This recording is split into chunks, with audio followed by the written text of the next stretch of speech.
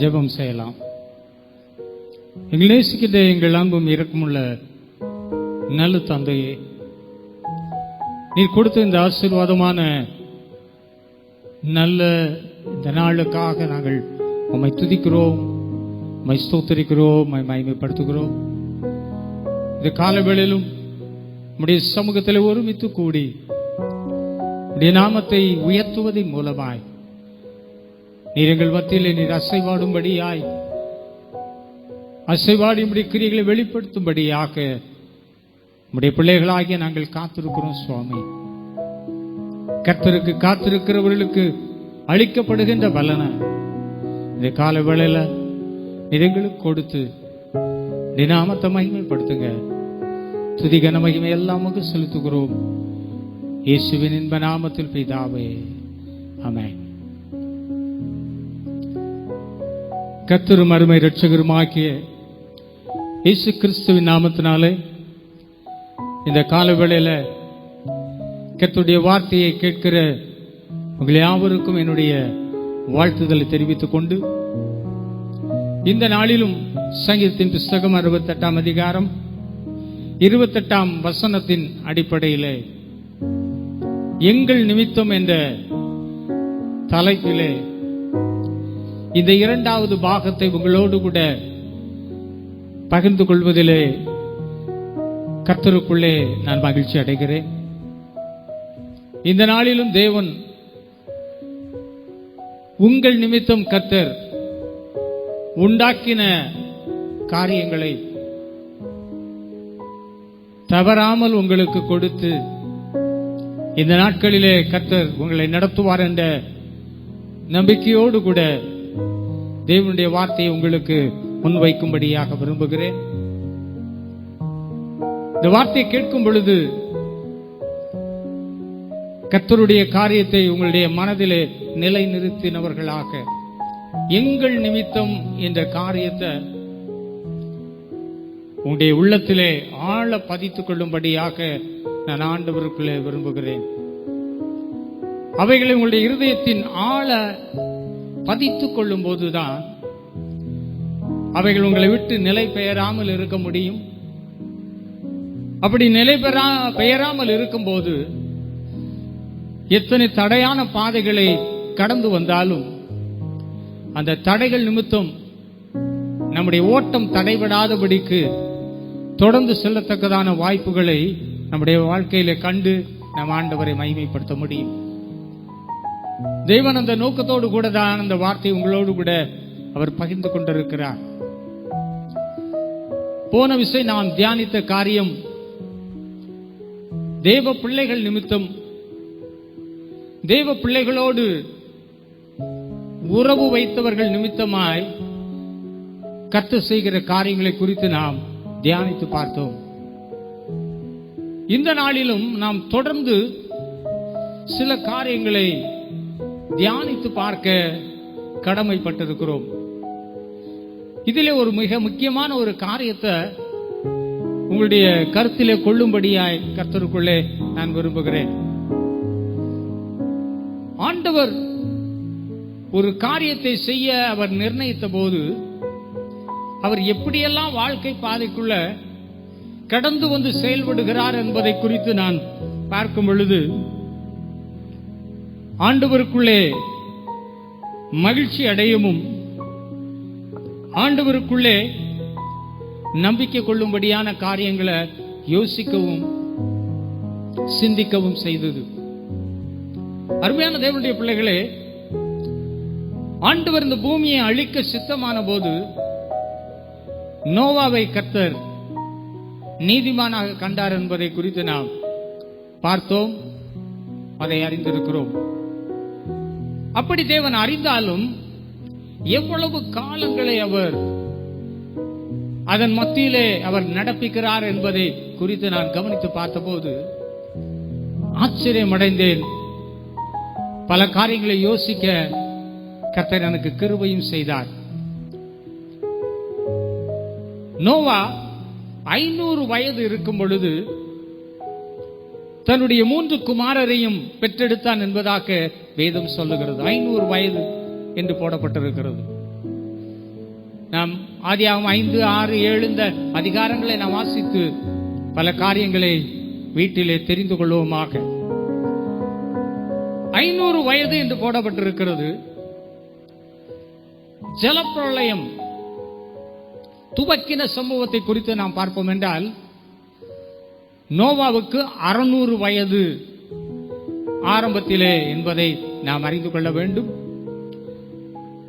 கிட்டத்தட்ட இடைப்பட்ட ஒரு 100 ஆண்டுகள் இதன் மத்தியிலே காணப்படுகிறதை நாம் அறிந்து கொள்ள முடியும். பூமியானது அக்கிரமத்திலே பெருகிக் கொண்டிருந்தாலும், தேவன் அதற்காய் மனஸ்தாபப்பட்டாலும், நோவா தேவனுடைய காரியத்திற்குள்ளே அவன் நிலை பெறும் மட்டும், அவன் மூலமாக அவனுடைய சந்ததி இந்த பூமியிலே பெருக வேண்டும் என்பதற்காய் கர்த்தர் ஒரு நீண்ட காலம் மிகவும் அமைதலாயிருந்த ஒரு காரியத்தை காண முடிகிறது. அவனுடைய பிள்ளைகளுக்கு எத்தனை வயதிலே திருமணம் ஆயிற்று என்று சொல்லி அங்கே நாம் அறிந்து கொள்ள முடியவில்லை, அதை நாம் உணர்ந்து கொள்ள முடியவில்லை. 500 வயதிலே நோவாவுக்கு 3 பிள்ளைகள் பிறந்ததாக சொல்ல முடியும். எத்தனை காரியம் என்று தெரியவில்லை. இதன் மத்தியிலே நாம் கவனித்து பார்க்கும்போது, அந்த பிள்ளைகள் வளர வாலிபம் அடைய கர்த்தர் காத்து கொண்டிருந்தார் என்பதை நான் பார்க்கும் பொழுது மிகவும் ஆச்சரியப்பட்டேன். பாருங்க, பிள்ளைகளை கொடுத்தார். கொடுத்த பிள்ளைகள் வளரும் மட்டும், ஒரு திருமண நிலைமையை அடையும் மட்டும், நோவா திருமணம் செய்ததை காட்டிலும் இந்த பிள்ளைகள் சற்று முன்பதாகவே திருமணம் செய்கிறதை நாம் அறிந்து கொள்ள முடியும்.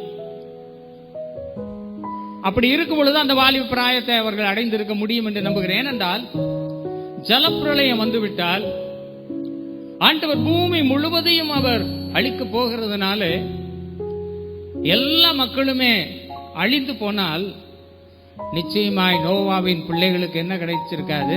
மருமக்களே கிடைச்சிருக்காது. தேவன் மனுஷனை உண்டாக்கினாலும், குடும்பத்தை உண்டாக்கினாலும், அந்த குடும்பம் பிள்ளைகளோடு அவர் நிற்கவில்லை. அந்த பிள்ளைகளுடைய எதிர்காலத்தை குறித்தும் அவர் மிகவும் கவனம் உள்ளவராய் இருக்கிறார் என்பதை நாம் அறிந்து கொள்ள வேண்டும். நோவா நீதிமானாய் இருந்தபடியினாலே கர்த்தர் என்ன செய்திருப்பார் என்றால், அந்த இடைப்பட்ட நாட்களிலே அவனை தேவனோடு கூட சஞ்சரிக்கத்தக்கதான ஒரு நல்ல பாக்கியத்தை கர்த்தர் கொடுத்திருக்க வேண்டும். எப்பொழுதுமே சாத்தான் சூழ்நிலைகளை பயன்படுத்தி நம்முடைய ஆவிக்குரிய வாழ்க்கையை அவன் அழித்து போட, இல்ல குறைத்து போட, அது பெருகாதிருக்க என்னென்ன காரியங்களை எல்லாம் செய்ய வேண்டுமோ அத்தனை காரியங்களையும் அவன் நிச்சயமா செய்ய முடியும். இப்பொழுது நாம் கவனித்து பார்ப்போம் என்றால், இந்த லாக்டவுன் பீரியட்ல நீங்க எந்த நிலைமையில இருக்கும் பொழுது இந்த காரியம் நடந்தது என்பதை நன்றாய் அறிந்திருக்கிறீர்கள். அது துவங்கின காலத்தில் இருந்து இன்று வரைக்கும் உள்ள உங்களுடைய ஆவிக்குரிய சூழ்நிலையை சற்று சோதித்து பாருங்களேன். நன்றாக சோதித்து பார்த்தால் உங்களுடைய ஜெப ஜீவியம் எவ்வளவு இருக்கிறது, உங்களுடைய வளர்ச்சி எவ்வளவு இருக்கிறது, ஆண்டவருக்குள்ளே எவ்வளவு பெருகிறீர்கள், உங்களுடைய விசுவாசத்தின் அளவு எந்த அளவுக்கு இருக்கிறது, சூழ்நிலைகளை எதிர்கொள்ளத்தக்கதாக எவ்வளவு பலப்பட்டு இருக்கிறீர்கள் என்பதை சற்று கவனித்து பாருங்கள். அதன் அளவு குறைந்துதான் இருக்கிறது. இந்த பிரசங்கத்தை நீங்க கேட்கும் பொழுது காலையில் 9 மணிக்கு இது செயல்படும்படியாக ஒரு நியமனத்தை வைத்திருந்தாலும், இந்த பிரசங்கம் ஆரம்பிக்கிற நேரத்தில் எத்தனை பேர் கவனிக்கிறீர்கள் என்பதை கவனித்து பார்த்தால் மிக சொற்பமான மக்களே. திருச்சபையில் எத்தனை மக்கள் இருந்தாலும், எத்தனை மக்கள் ஆனாலும் அவர்களிடத்தில் சரியாக ஆராதனை 9 மணி, அந்த 9 மணி அளவில் அதற்கு முன்பதாகவே தேவ சமூகத்தில் வந்து ஆண்டவரை பாடி ஆண்டவரை மகிமைப்படுத்தி துதித்து சரியாக 9 மணி வேளையிலே தேவனுடைய வார்த்தையை கேட்க வேண்டும் என்று சொல்லி ஆயத்தமாக இருக்கிறார்களா என்று சொல்லி கவனித்து பார்த்தால் அது இல்லை என்பதை இதுல ஓடுற கவுன்சில் என்னால கண்டுபிடிக்க முடிகிறது. எத்தனை பேர் வந்து அமர்கிறார்கள், எத்தனை பேர் அதை கவனிக்கிறார்கள் என்று பார்த்தால் மிகவும் சொற்பமாகவே இருக்கிறது.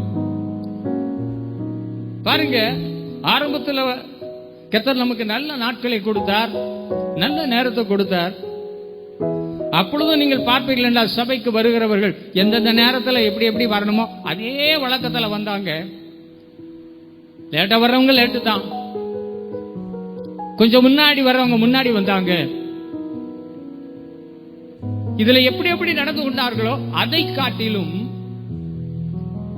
இப்ப கையில செல் இருக்குது, யூடியூப் மூலமாக இல்ல வேறு வசதிகள் மூலமாக பார்த்துக் கொள்ளலாம் என்றால் எனக்கு எப்ப சமயம் கிடைக்குதோ அப்பொழுது நான் பார்த்துக் கொள்வேன் என்று சொல்லி அதை குறித்து பொறுப்பற்ற நிலைமையில நடந்து கொள்கிற காரியத்தை நாம் கவனித்து பார்க்க வேண்டும் என்று இந்த நாளிலே நான் உங்களுக்கு சொல்ல விரும்புகிறேன்.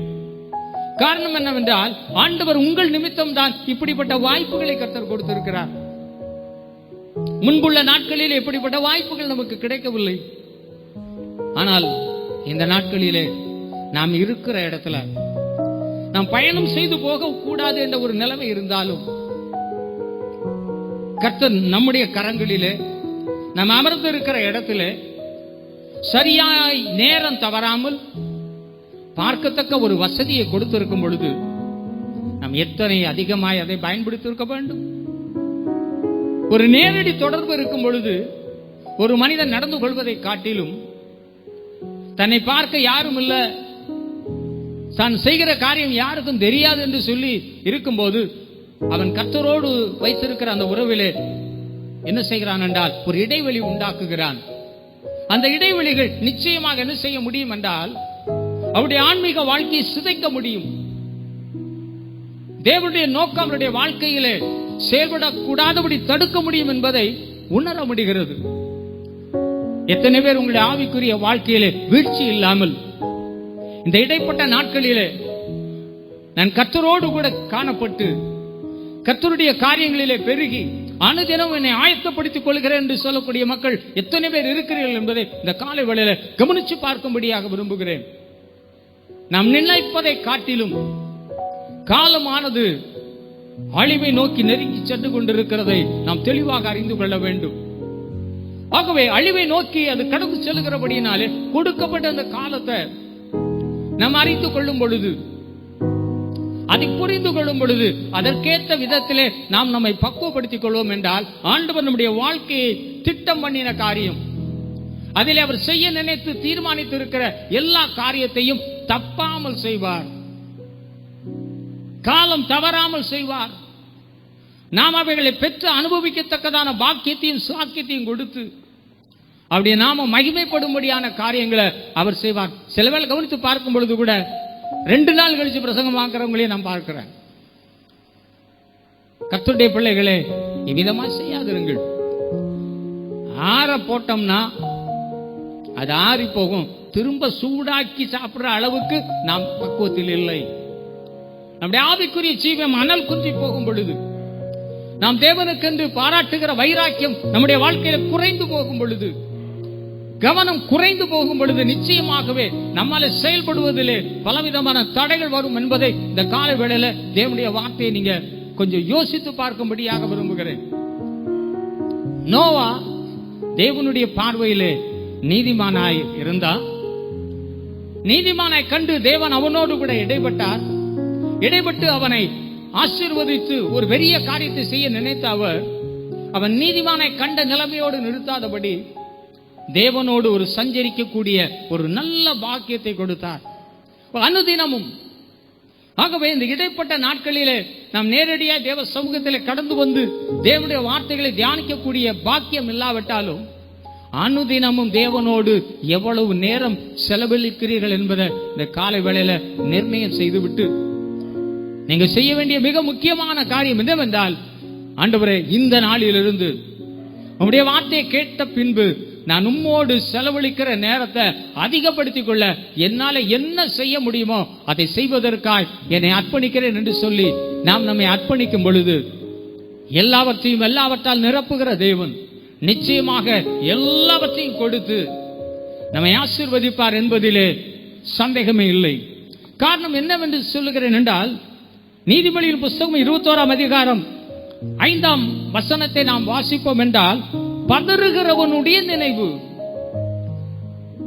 நிச்சயமாக நோவா ஒரு நீதிமானா இருந்தாலும், தேவனுடைய பார்வையிலே அவன் நீதிமானா எண்ணப்பட்டாலும், உலகத்தின் சூழ்நிலைகள் மற்றும் பல காரியங்களை அவன் அறிந்து கொள்ளும் பொழுது, பிள்ளைகளுடைய எதிர்காலம், இப்படிப்பட்ட காரியங்களை எல்லாம் அவன் பார்க்கும் பொழுது, நீதிமானா இருக்கும் பொழுது நிச்சயமா தன்னுடைய பிள்ளைகளும் அந்த நீதியிலே வர வேண்டும் என்று சொல்லி விரும்பி இருப்பான்.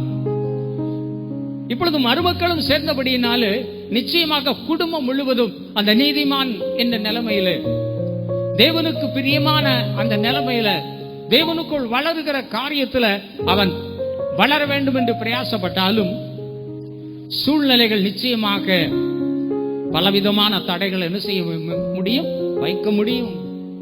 எப்படி நமக்கு இந்த காலகட்டத்தில் காணப்படுகிற சூழ்நிலைகள் பல தடைகளை ஏற்படுத்துகிறதோ, நாளை என்ன செய்வது, என் பிள்ளைகள் நிலைமை விதமாயிருக்கும், என் பொருளாதார சூழ்நிலை இப்படி இருக்கிறது, எனக்கு இப்படிப்பட்ட பலவீனங்கள் எல்லாம் இருக்கிறது, இந்த பலவீனங்கள் மத்தியிலே இது தொடர்ந்தால் என்ன செய்ய முடியும் என்ற கேள்விகள் வரும் பொழுது, இது ஒரு முடிவு தரக்கூடிய ஒரு சூழ்நிலை போல காணப்படவில்லை. இது சொத்தானது பரவி மிகுந்த நிலைமையில பரவக்கூடிய ஒன்று போல் இருப்பதினாலே பல சூழ்நிலைகளிலே காணப்படுகிற மக்களுக்கு, அதுவும் நெருக்கத்திலே காணப்படுகிற மக்களுக்கு பல பதறக்கூடிய நினைவுகளை கொண்டு வர முடியும். எந்த ஒரு மனிதனும் தனக்குள் உருவாகிற அந்த பதறுகிற எண்ணத்தை தடுத்து நிறுத்துவது என்பது அவனால முடியாது. பதறுகிற எண்ணத்தை தடுத்து நிறுத்த வேண்டும் என்றால் தேவனுடைய ஒத்தாசை இல்லாமல் முடியாது. அப்படி என்றால் தேவன் இந்த மாதம் நமக்கு கொடுத்த வாக்குத்த வசனத்தை அதிகமாய் நம் நினைவு கூறும் பொழுது, கர்த்தருடைய நினைவுகள் என் மேல இருக்கிறது, எங்கள் நிமித்தம் கர்த்தர் காரியங்களை அவர் பல விதத்தில் செய்து முடிப்பார் என்ற நம்பிக்கை இருந்தால்தான் சூழ்நிலைகள் உருவாகும் பொழுது, பலவிதமான கஷ்டங்கள் வரும் பொழுது, அந்த கஷ்டமான பாதையில கர்த்தர் வழி தருவார் என்ற ஒரு நம்பிக்கை நமக்குள்ளே வரும் பொழுது நாம் பலம் கொண்டு திடமனதாய் செயல்பட முடியும். ஆகவே பதறுகிற மனது எல்லாருக்குமே இருக்கிறது. ஒருவேளை நான் என்ன கொஞ்சம் ஸ்டெடி பண்ணணும்னு நினைச்சா கூட, என்ன பொறுத்து எனக்கு ஒரு நம்பிக்கை இருந்தாலும், என்னோடு இருக்கிற மக்களின் மீது எனக்கு இருக்கிற நம்பிக்கை நிச்சயமா குறையத்தான் செய்யும். அது திருமணம் என்ற நிலைமையில அவர்கள் ஐக்கியப்பட்ட பின்பு நிச்சயமா ஒரு திருமணமான குடும்பத்தை அதிகமாய் கட்டுப்படுத்த முடியாது. அப்படி இருக்கும் பொழுது அந்த குடும்பத்தை கட்டுப்படுத்துவது என்பது ஒரு இயலாத ஒரு சூழ்நிலை ஏற்படும் என்றால் நிச்சயமா மனம் என்ன செய்ய முடியும், பதற முடியும். ஆனா ஒண்ணு, விசுவாசிக்கிறவனா இருந்தால் நான் பதற மாட்டேன். நான் தேவனோடு சஞ்சரிக்கும் பொழுது கர்த்தர் என் மன நிலைமையை ஸ்திரப்படுத்துகிறார். பதறுகிற எல்லா நிலைமைகளையும் கொஞ்சம் கொஞ்சமாய் மாற்றுகிறார். அப்படியே மாற்றுவார் என்று என்னால சொல்ல முடியாது. கொஞ்சம் கொஞ்சமாய் கர்த்தர் நம்மோடு செயல்பட நாம் தேவனிடத்திலே நம்மை அர்ப்பணிக்க கர்த்தர் காரியங்களை செய்வதன் மூலமாய் நமக்குள்ளே ஒரு பதறாத நினைவு வந்திருக்கும். அப்ப நிச்சயமா நோவா தேவனோடு கூட சஞ்சரித்துக் கொண்டிருந்தபடியினாலே, தேவனுடைய இடைப்பாடு இருந்தபடியினால அவனுக்கு உண்டான கேள்விகள் மத்தியிலே, ஆண்டவரே என் குடும்பம் உமக்குள்ளே காணப்பட வேண்டும், நீர் ஒரு காரியத்தை வேற திட்டம் பண்ணிவிட்டு இந்த உலகத்தை அழிக்கும்படியான ஒரு காரியத்தை நீர் நிர்ணயம் செய்திருக்கிறீர். இப்படி இருக்கும் பொழுது ஆண்டவரே என்னுடைய பிள்ளைகளும் காக்கப்பட வேண்டும். ஒருவேளை நான் பேழை செய்து விட்டாலும் அந்த பிள்ளைகள் வலுக்கட்டாயமா ஓடி போனா ஒண்ணுமே செய்ய முடியாது. ஆகவே ஆண்டவரே எப்படியாக என் பிள்ளைகள் என் வார்த்தைக்கு கீழ்ப்படிந்து என் வார்த்தையை கேட்டு இதற்குள்ள அவர்கள் பிரவேசிக்க வேண்டும் என்று சொல்லி அவன் நிச்சயமாய் ஆண்டவரிடத்துல அவன் வேண்டி இருப்பான் என்று சொல்லி நான் நம்புகிறேன். அவன் அதை எந்த விதத்திலே சமர்ப்பித்தான் என்று தெரியவில்லை. ஆனால் இவன் தேவனிடத்தில் அந்த காரியத்தை சொல்லி இருக்க முடியும். ஏன்னா எல்லா பிள்ளைகளும் ஒன்று போல இருப்பதில்லை. ஒவ்வொரு பிள்ளைகளும் ஒவ்வொரு வித்தியாசமான தன்மை படைத்தவர்களாக, ஒவ்வொரு சுவாபம் உள்ளவர்களாக இருக்கிறதுனால எல்லா பிள்ளைகளையும் தன்னுடைய கரத்திலே கொண்டு வருவது என்பது சற்று கடினமானதானா? நோவா தேவனோடு கூட அவர் சஞ்சரித்துக் கொண்டிருந்தபடியினாலே தேவனோடு உள்ள ஒரு தொடர்பு, எப்படி ஒரு வெளிச்சம் இருக்கிற இடத்துல எவ்வளவுதான் இருள் பற்றி கொள்ள வேண்டும் என்று பிரயாசப்பட்டாலும் அந்த இருளை மாற்றுகிறவர், இருளை வெளிச்சமாக்குகிறவர் நோவாவுடைய மனதை ஸ்திரப்படுத்தத்தக்கதாக, பதறாது இருக்கத்தக்கதான காரியத்தை கர்த்தர் செய்திருப்பார். இன்னும் நாம் பார்ப்போம் என்றால் எரேமியா தீர்க்கதரிசியின் புஸ்தகம் 6ஆம் அதிகாரம் 11ஆம் வசனம், கர்த்தருடைய வார்த்தை நிந்தையாகவும் விருப்பமற்ற நிலைமையில காணப்படுகிற ஒரு சூழ்நிலையை நாம் அங்கு வாசித்தால் அறிந்து கொள்ள முடியும். கர்த்தருடைய வார்த்தை எப்படி இருக்கிறது? ஒரு நிந்தையை போல. அன்னைக்கு உலகம் அழிக்கப்பட போகிறது, ஒரு பேழை உண்டு பண்ண வேண்டும், அந்த பேழைக்குள்ளே பிரவேசித்து இருந்து நாம் பாதுகாக்கப்பட வேண்டும் என்று சொல்லி பிள்ளைகளுக்கு, குடும்பத்துக்கு சொல்லும் போது ஆரம்ப காலத்துல நிச்சயமா அது எப்படித்தான் இருக்கும், அது ஏற்றுக்கொள்ள தகுந்ததா இருக்காது. ஏனென்றா மழையை யாருமே பார்க்கல, மழையின் செயல்பாடு எப்படி இருக்கும் என்று யாருக்குமே தெரியாது. இன்னைக்கு மழைன்னா என்னன்னு தெரியும். சின்ன வயசுல பள்ளிக்கூடத்துல நம்ம படிச்சிட்டோம், ரெயின் ரெயின் கோ அவேன்னு. ஆகவே மழையை பற்றி குழந்தைக்கே கற்றுக் கொடுத்தனால அது மழை வந்த உடனே அது வெளியே பார்த்தோன்னு சொல்ற ரெயின் ரெயின் கோ அவேன்னு, அது போகாதுன்னு அதுக்கு தெரியாது. அருமையான தேவனுடைய பிள்ளைகளே, அன்றைக்கு மழை என்றால் என்னன்னு தெரியாது, அதனுடைய தன்மை எப்படி இருக்குன்னு தெரியாது, வெள்ளம் எப்படி பெருகும் என்று தெரியாது, அழிக்கும் என்றே தெரியாது. இப்படி இருக்கும் பொழுது, காணாத ஒரு காரியத்தை குறித்து பேசும் பொழுது, அது பிள்ளைகள் என்று வரும் பொழுது அவளுடைய துடிப்பே வேற. அவங்கள்ட்ட என்ன சொன்னாலும் ஒரு இள வயது என்று இருக்கும்போது சொல்லுகிறதெல்லாம் அதுக்கு எப்படி தெரியும்னா, சரி அது உகந்தது போல தெரியாதனால அதை அந்த பகுதிக்குள்ள கொண்டு வர முடியாது. அப்போ ஆண்டவருடைய காரியங்கள் நிந்தையாய் தெரியும் பொழுது, இதெல்லாம் நடக்குமாங்கிற ஒரு கேள்வி ஏற்படும் பொழுது, அந்த விருப்பத்துக்குள்ள இந்த பிள்ளைகள் கடந்து வராது இருக்கும் பொழுது பதற முடியும். பதறும் போது அவன் என்ன செய்திருப்பான்? இன்னும் அதிகமாய் ஜெபித்திருப்பான், இன்னும் அதிகமாய் சொல்லியிருப்பான், ஆண்டவரே நான் சொல்லுகிற காரியம், என் பிள்ளைகள் கீழ்ப்படியக்கூடிய பிள்ளைகளா இருந்தாலும் நான் சொல்லுகிற காரியத்தை விசுவாசிக்க முடியாத இருதயம் உள்ள பிள்ளைகளா இருக்கிறாங்க. கொடுத்த பிள்ளைகள் காப்பாற்றப்பட வேண்டும் ஆண்டவரே, கொடுத்த பிள்ளைகள் ஆசீர்வதிக்கப்பட வேண்டும் ஆண்டவரே, அவளுக்கு ஒரு நல்ல எதிர்காலம் இருக்க வேண்டும் ஆண்டவரே, அவருடைய பின்வாழ்வு ஆசீர்வாதமா இருக்க வேண்டும் ஆண்டவரே, நீர் உலகத்தை அழிக்கப் போகிறேன் என்று சொல்லுகிறீர் ஆண்டவரே. அப்படிப்பட்ட அழிவு உலகம் முழுவதும் வந்த பின்பு ஒரு வெறுமையான உலகத்துல என் பிள்ளைகள் என்ன செய்து விடுவார்கள் என்று எனக்கு தெரியவில்லை. இப்ப எல்லாம் இருக்கிற உலகத்திலே வாழ்க்கை நடத்துவதிலே பல கஷ்டங்கள் இருக்கும் பொழுது, எல்லாமே அழிக்கப்பட்டு போன பின்பு ஒன்றுமில்லாத உலகத்தில் என் பிள்ளைகள் செல்வார்கள் என்றால், வாழ பிரயாசப்படுவார்கள் என்றால் என்ன செய்வது என்று தெரியாது மனதிலே தோண்டி இருக்க முடியும். அப்படிப்பட்ட நினைவுகளை எல்லாம் மாற்றத்தக்கதாக ஆண்டவர் இந்த தேவ மனுஷனுக்கு கர்த்தருடைய வார்த்தை ஆவியாகவும் ஜீவனாகவும் நம்பிக்கை குடிக்கக்கூடிய ஒன்றாக இருந்தபடியினால அது நிமித்தமாக அவனுக்குள்ள ஒரு விசுவாசம் வந்திருக்கும். பிள்ளைகளுக்கு ஒருவேளை அந்த ஆரம்ப காலத்துல புரியாட்டாலும் புரிய வைக்கிற தேவன், என் குடும்பத்தை என்னை ஆசீர்வதிக்க முடியாது கொடுத்த சந்ததியா இருக்கிறபடினால கர்த்தர் அதை செய்து முடிப்பார் என்ற நம்பிக்கை அவனுக்குள் இருந்தபடினால கொஞ்சம் கொஞ்சமா அந்த பிள்ளைகளை ஸ்திரப்படுத்த திடப்படுத்த கர்த்தர் என்ன செய்வார் என்றால் நமக்கு நேராய் திருப்ப அவர் உண்மையுள்ளவராய் இருக்கிறார். ஆகவே கர்த்தருடைய காரியம் நிந்தையாய் தெரிய முடியும். அந்த வார்த்தையை அநேக வேளையில விசுவாசிக்க முடியாத ஒரு சூழ்நிலை நிச்சயமா இருக்கு. இந்த காலத்து பிள்ளைகள் இடத்துல நீங்க என்ன பேசினாலும் நடக்காது. நானும் பலர் இடத்துல பேசியிருக்கிறேன், ரட்சிக்கப்பட்ட பிள்ளைகள் இடத்துல பேசியிருக்கிறேன்.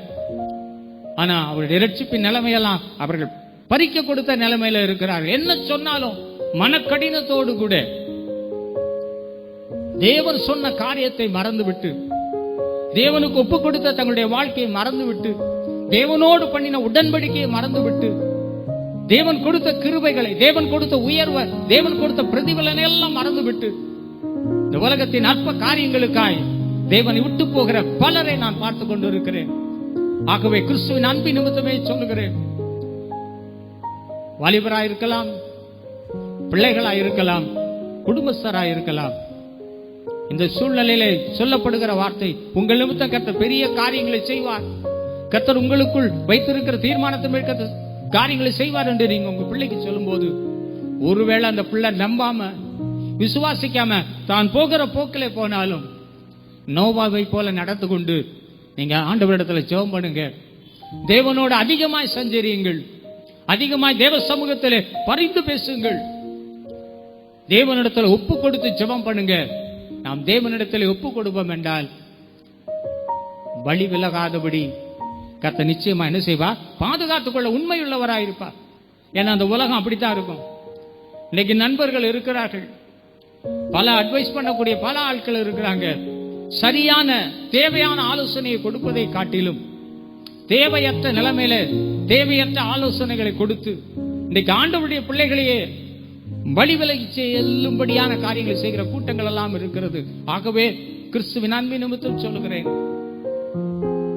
எதிர்காலத்தை திட்டம் பண்ணியே கர்த்தர் காரியத்தை செய்கிறவராய் இருக்கிறதுனால கர்த்தர் இப்பொழுது நடத்தி செல்லுகிற அந்த பாதையில வெற்றியோடு நீங்கள் ஓட வேண்டும் என்றால், உங்களுடைய குடும்பம் முழுவதையும் கிறிஸ்துவுக்களை ஆதாயப்படுத்திக் கொள்ள வேண்டும் என்றால், நஷ்டப்படாது இருக்க வேண்டும் என்றால், உங்களுடைய பிள்ளைகளுக்கு நீங்கள் சொல்லுங்க, என் வாழ்க்கையில் அநேக காரியங்களை கர்த்தர் மூலமாய் நான் கற்று இருக்கிறேன், நீங்களும் கற்றுக்கொண்டு அதன்படி நடங்க. பிள்ளைகள் திசை திரும்பி போகிறார்கள் என்றால் ஆரம்ப காலத்திலே அவர்களை சரிக்குட்படுத்துங்க. நீங்கள் அவைகளை வளர விடுவீர்கள் என்றால் திரும்ப அவர்களை திருப்புவது என்பது மிகவும் கடினமாக இருக்கும். இருக்கும் பொழுது அதை பிடிக்காமல் பறக்கும் போது பிடிக்க நினைப்பது என்பது மிக கடினம். ஆகவே கர்த்தர் கொடுத்த இந்த நல்ல நாட்களிலே, இந்த காலத்திலே நாம் சரியாக செய்வோமாக. இன்னும் வேதத்திலே வாசிப்போம் என்றால், சங்கீதத்தின் புஸ்தகம் 78ஆம் அதிகாரம் 37ஆம் வசனம் வீதமாய் சொல்லுகிறது, அவர்கள் இருதயம் கர்த்தரிடத்தில் நிலைவரப்படவில்லை.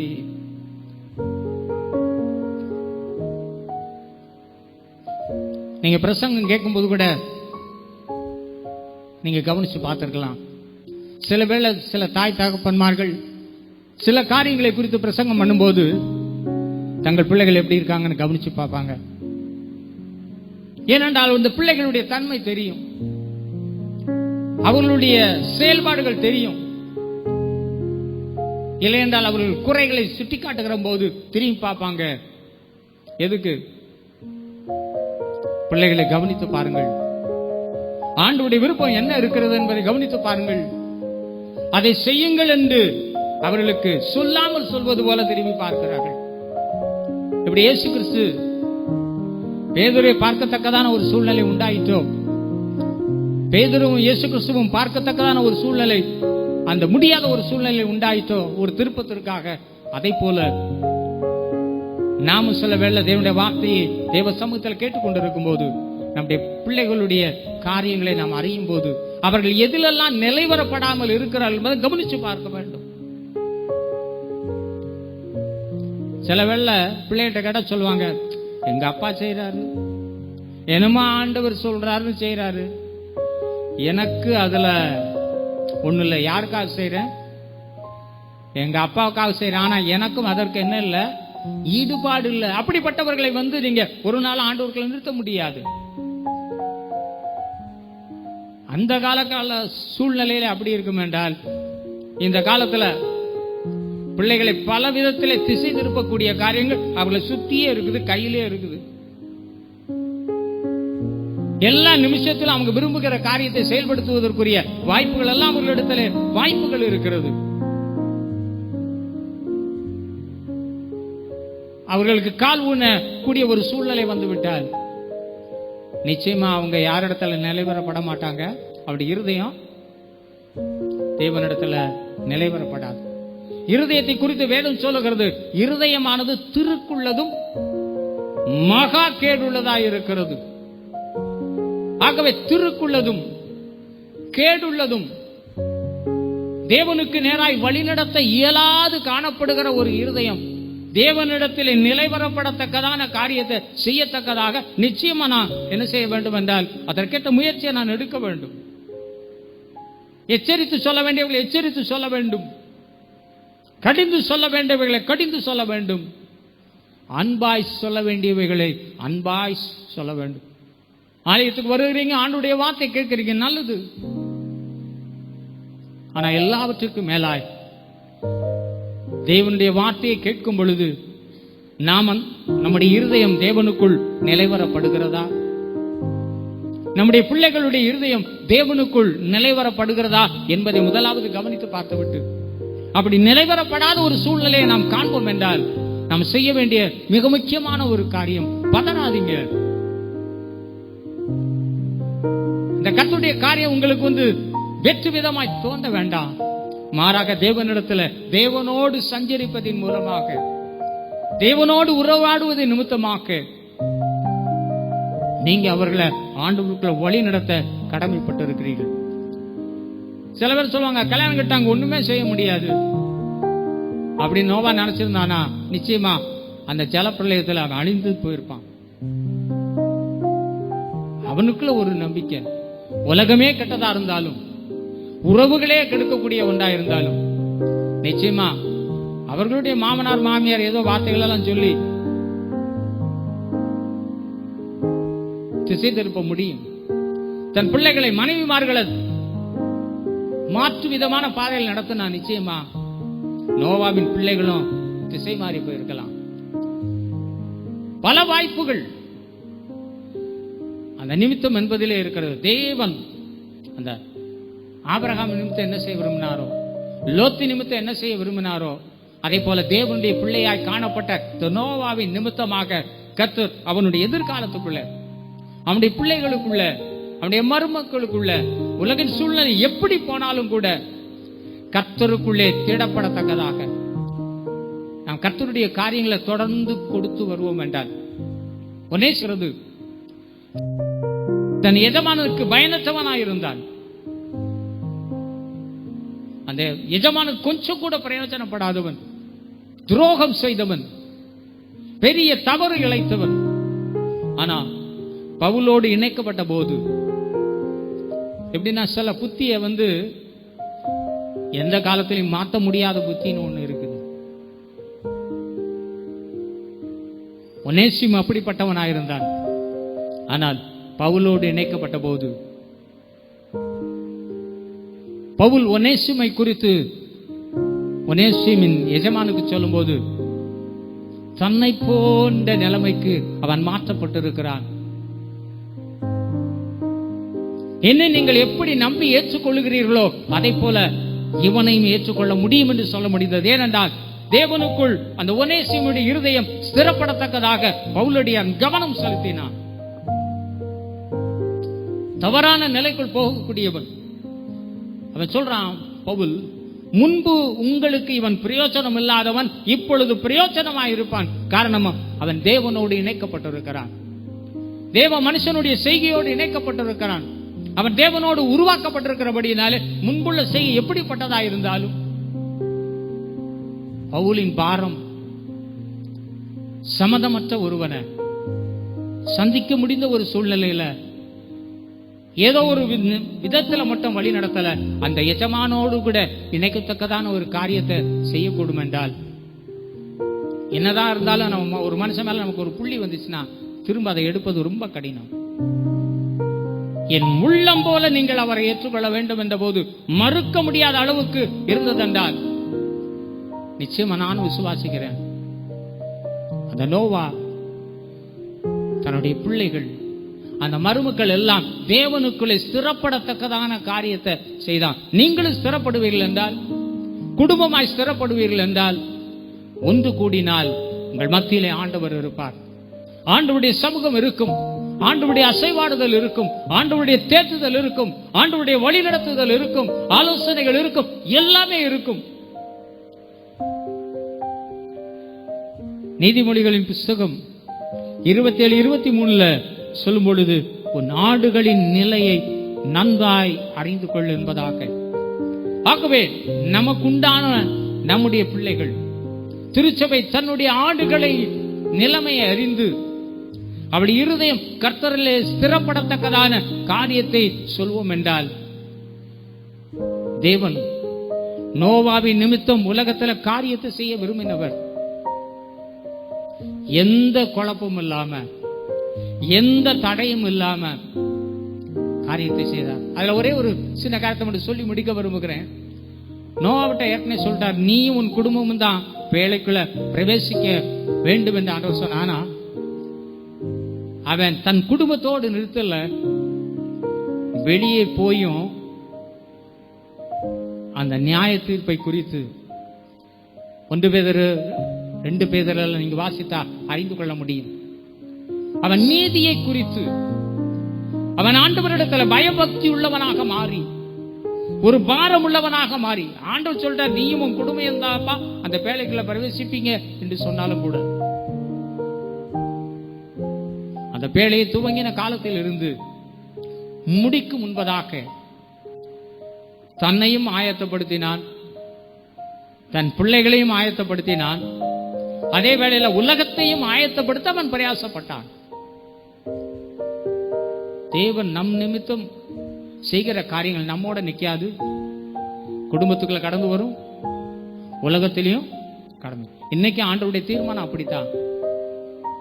இயேசு கிறிஸ்துவின் நிமித்தம் அவர் நம் மீது வைத்திருக்கிற காரியங்கள் அவர் நம்மோடு மட்டுமல்ல, நம்முடைய சந்ததியோடு மட்டுமல்ல, இந்த உலகத்திலும் நிறைவேற வேண்டும் என்று அவர் தீர்மானம் உள்ளவர்களாக இருக்கிறபடியினால இதை நினைத்து நீங்கள் செயல்பட ஆரம்பிப்பீர்கள் என்றால், நீங்கள் நினைப்பதை காட்டிலும், நீங்கள் வேண்டிக் கொள்வதை காட்டிலும் மகத்தான ஆசீர்வாதத்தை இந்த கஷ்டமான காலத்திலே நீங்கள் பெறுங்க. ஏனென்றால் தேவனுக்கு நீங்கள் விசேஷமானவர்கள். மற்ற எல்லாவற்றை காட்டிலும் தேவன் உங்களை விசேஷமாய் வைத்திருக்கிறபடினாலே, உங்களுடைய படைப்பிலிருந்து இதுவரைக்கும் கர்த்தர் உங்களுடைய வாழ்க்கையில செய்த எல்லா காரியங்களும் விசேஷமான காரியமாய் இருக்கிறதுனால இந்த உலகத்துல நீங்க விசேஷமாய் இருப்பீர்கள், அநேகருக்கு பயன்படுவீர்கள், அநேகர் தேவனுடைய நாமத்தை மகிமைப்படுத்த நீங்கள் ஒரு காரணிகளாய் இருப்பீர்கள். ஆண்டவருடைய நாமம் உங்கள் மூலமாய் மகிமைப்படும் என்பதில் 100க்கு 100 நம்பிக்கையோடு கூட இந்த வார்த்தை முடிக்கிறேன். கர்த்தர் உங்களை ஆசீர்வதிப்பாராக. ஆமென்.